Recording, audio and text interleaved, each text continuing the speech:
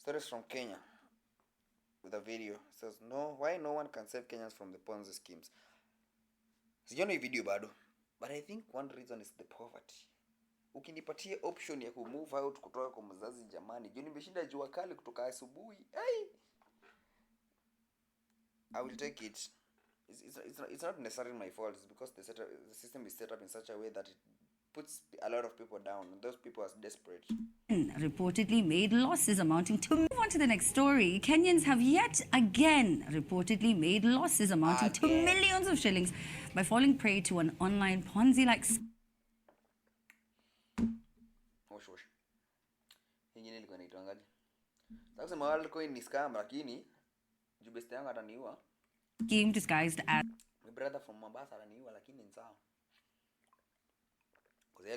As an e-commerce and another day, another scam for the umpteenth time now. Residents of Eldoret in the county of Uasin Gishu and its environs. What is that headline? President Ruto awarded an honorary degree by Baraton University. For what? The umpteenth time now, residents of Eldoret in the county of Uasin Gishu and its environs have been duped after investing their money in...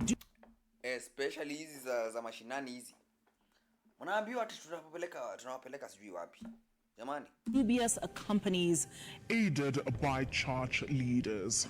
Picture this. You've scraped together your last 10,000 shillings and funneled it into a new crypto platform that you heard from your friend that's called Bitstream. Oh, yeah, it's getting crazy, bana. Wet. Promising a mouth-watering 5 to 10% every single day. Then before your very first withdrawal, the money is gone. And when you check the Telegram group for answers, you find one final message from the scammer. I still drive my Ferrari and some of you can't afford to eat. That was the message sent to Kenyans by the Telegram admin after defrauding them of over 1 billion shillings. Jamali tuko na 1 billion ya Kenya. Nani huyu? Jimmy from What? X was one of the 10,000 victims, and his case wasn't unique. It was just one among hundreds of Ponzi schemes running in Kenya today, scamming thousands in real time. In many cases, the people who might be defrauding you aren't always hiding behind the fake profiles on Telegram. Sometimes they're standing right beside you, singing hymns on Sunday, or they're even your own family members. Mimi hasa pamoja na my relatives, my immediate family. Huyu aliuza samba. Sasa amefunika sura ya nini na kuna huyu mtu mtarelate? My wife, my other relatives tumepoteza over 3 million. Akanipea pesa yake. Mtoto wangu akanipea pesa yake, nikaongeza pamoja ikakuwa 3 milioni. Nikaleta kwa wako na 3 milioni.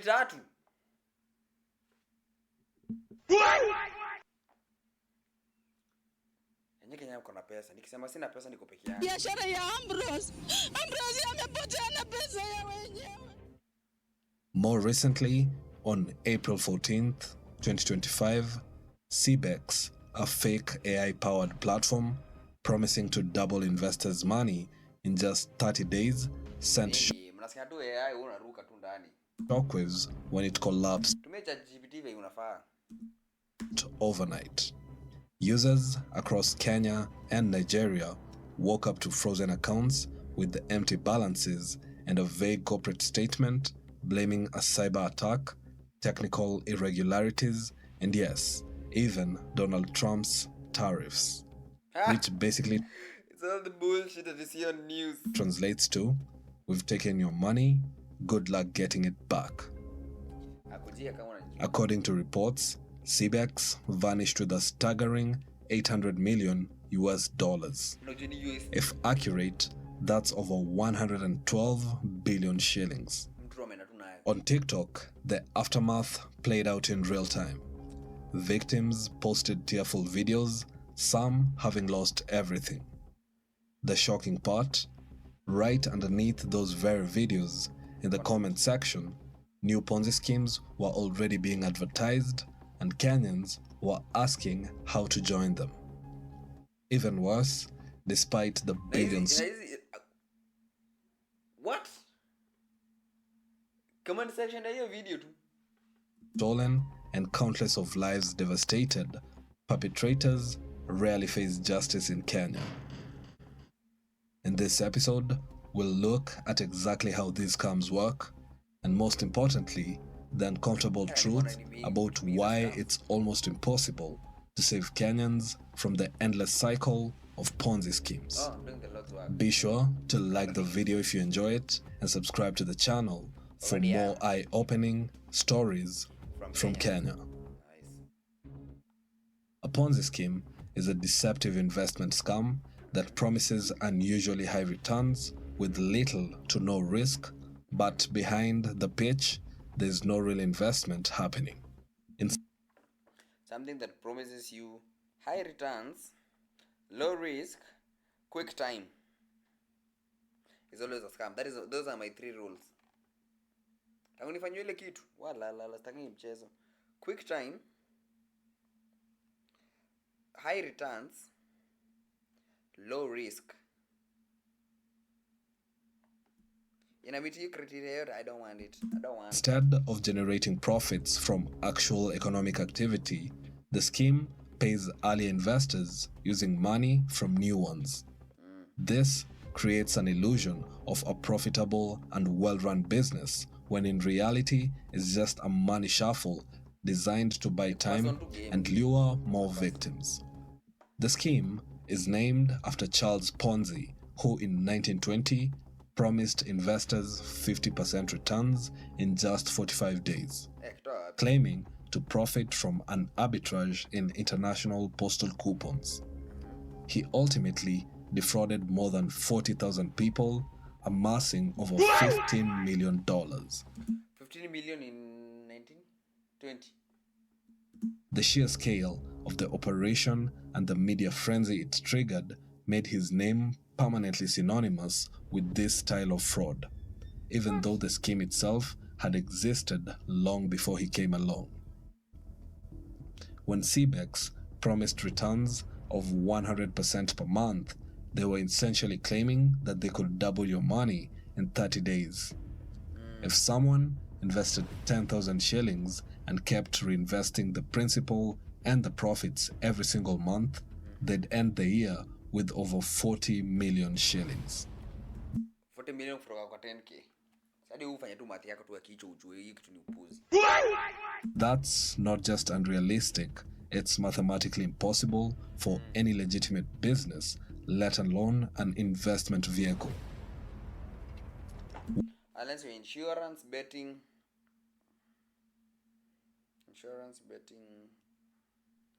and what is the other profitable business that I know of that just poofs money out of nowhere? Oh, and banking. What makes these scams especially dangerous in Kenya is how easily they can spread. Thanks to how active Kenyans are on social media and our advanced mobile money ecosystem. With over 32 million M-Pesa users, it's incredibly simple for fraudsters to collect small amounts from thousands of people. Safaricom lack legal power to investigate or recover funds beyond technical support, even in accidental transfers. So when police as for police sorry. someone willingly sends money to a scammer, it's usually gone for good. Especially hizi za nini za nimekutumia hapo 100,000, nimekutumia hapo 1,800, nimekutumia hapo 800, nani ya mama yangu tafadhali. Nini? Now, let's break down the exact tactics used. How scammers hook you, manipulate you, and disappear without any consequence. Modern Ponzi operations no longer need to shout, "Get rich quick." They just whisper, "Cutting-edge innovation." CBEX exemplified this approach perfectly. Sisi wanatumia AI-powered algorithms, bots. What is the other word? AI-powered. Their supposedly AI-powered platform promised to use advanced machine learning algorithms to deliver guaranteed returns regardless of market conditions. At first glance, such buzzwords convey expertise. In reality, they obscure the lack of any real trading engine. Psychologists call this illusion of explanatory depth, a cognitive bias where individuals believe they understand a concept more deeply than they actually do. Explanatory bias. Explanatory what now? Explanatory, the illusion of explanatory depth. Sometimes I have this. Was Like the fact that especially kwa science sasa una struggle nayo ama chem nini tukaa hizo. Kujanga unadhani umeelewa kitu but ukienda kuelezea mtu mwingine anakuangalia in the form of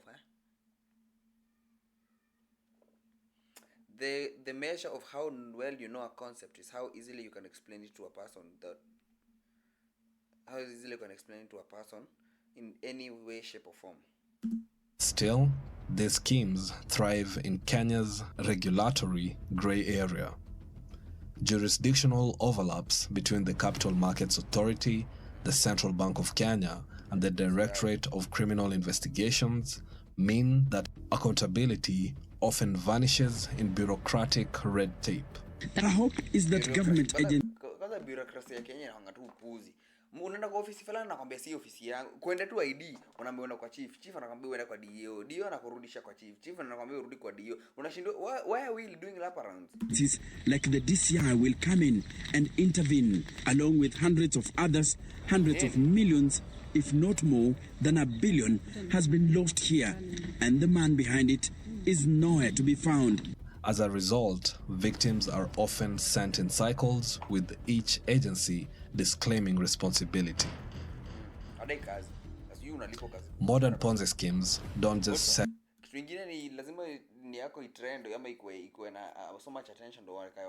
you lies, they sell you hope. And when jobs are scarce and the whole system feels rigged against the ordinary mwananchi, gambling on these schemes start to make sense. To many desperate Kenyans, taking such gambles feels like the only way out. When you're gasping for air in deep water, you don't question whether the life preserver thrown your way might be real or fake. In many cases, you simply trusted your friend. He showed you real withdrawals, real M-Pesa messages. So you tried it, making sure you just use a small amount. Then to your surprise, you got your first M-Pesa payment. A small payment, but in that moment, everything changed. Suddenly, you're in.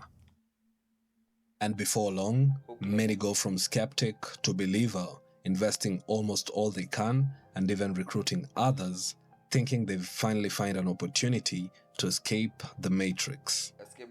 Oblivious of the fact that they are in a Ponzi scheme which will eventually collapse. But here's the final twist. When they finally come to terms with the fact that they've been conned, the most insidious weapon in a Ponzi operator's arsenal isn't technology or false promises. It's the shame that silences the victims after the scheme collapses, creating the perfect shield against any form of consequences. Pamoja na my relatives, my immediate family, my wife, my other relatives, tumepoteza over 3 million. When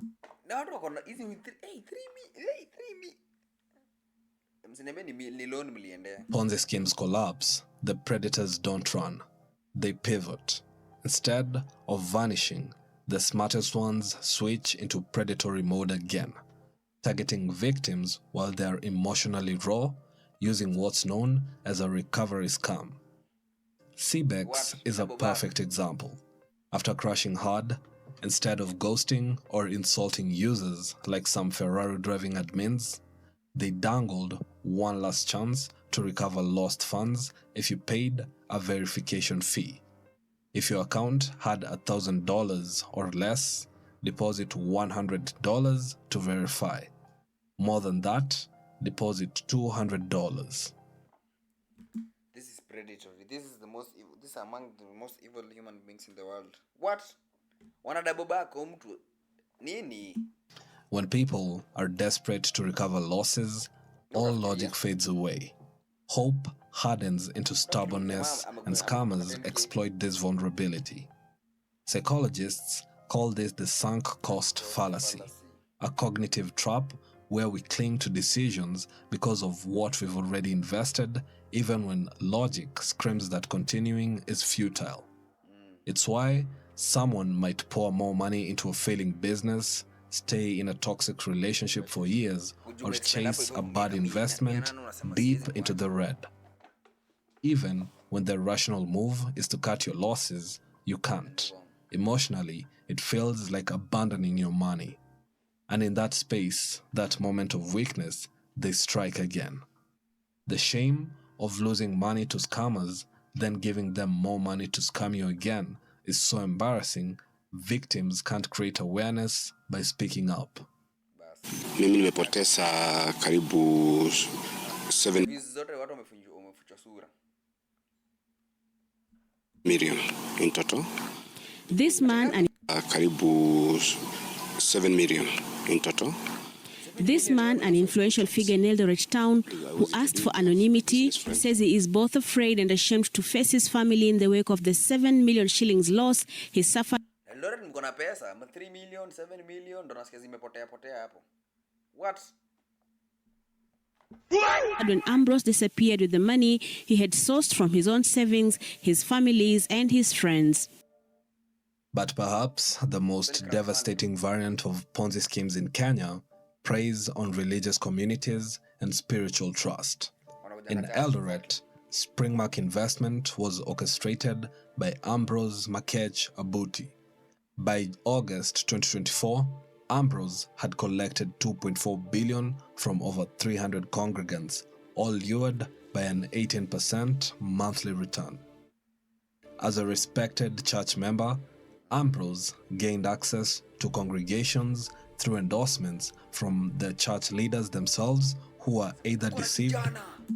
Kuna kijana wetu huku anafanyanga IT AI hapo. Sasa mzee wa kanisa ajui hizi. Yeye anajua tu Bible top to bottom back to front.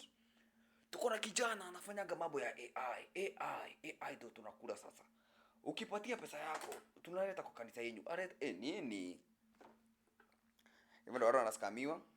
Mnatoa hadi pesa ya offering na nini? Mtu anakosa kutoa sadaka, anatoa nini? Anapatiana Abroth naye anatoka anataka 2.4 billion. 2.4 billion. All complicit. Makech's scheme revealed that they were enticed by the lucrative deals promoted in local churches. Makech had visited several churches using trusted religious leaders to convince the congregations to invest in his company. Alikuja kwa makanisa, akakuja kwa mabishop. Akawaambia mabishop, nisaidieni washirika wenu wakuja invest kwa hii kampuni. Mabishop pia waliachiwa chai, si ati unakuja kanisa bure. The more you know. Puni.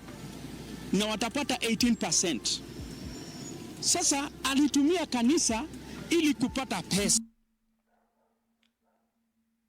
18% of 100k ni 18,000 per month. Samzuri. What? More than 100 victims filed police reports, yet not a single arrest followed.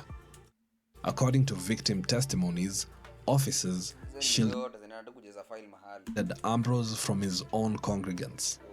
Then he simply vanished, leaving families ruined and their faith shaken. The affected people are still questioning how and why Ambrose hasn't been arrested following their revelations. Police in Eldoret, who spoke to us on condition of anonymity, say they are equally frustrated by their colleagues from the DCI, with the accused to evade justice. They say DCI officers who have stayed at the police station for long are conspiring to defeat the search for justice. Not long afterwards, Apostle Seko Silas of Rotham Center Church introduced De La Vie Consult as a divine forex mission, promising an outstanding 30% monthly yield. From the pulpit, Silas insisted that to doubt the returns was to doubt God himself. Entire families sold land or took out bad loans on his word alone, only to watch their savings evaporate. Sasa imagine uchukue 4 million huyu jamaa ende nayo 4 million unaanza kulipa aje? Abby Atema says she is in big trouble after urging her mother to give her a title deed in order to secure a loan which she invested at Dela V Consult. Hatutaamini mtu fulani eti ni mtumishi wa Mungu, sababu huyo ndio tunatarajia angetupea mwelekeo, lakini anatuingiza kwa giza. Kuna mwangaza anatupatia, ni kutuingiza kwa giza. Ni uchungu mkali sana ikiwa tutakuwa na wenzetu wenye wanatumia njia za ukora kuipia Wakenya wenzao. To Citizen TV say they have reported the incidents to the police, but very little is being done to apprehend the perpetrator. Like Spraymark's victims, they lodged police complaints, but again, no arrests were ever made, and Silas too disappeared without explanation. Data shows that for every reported Ponzi scheme, a lot more go unreported. When victims stay quiet, out of shame, scammers reuse the same playbook over and over again, targeting the next wave of hopeful who will also be conned into silence. Especially Macomrade bana tunaumia. What? Continuing the unending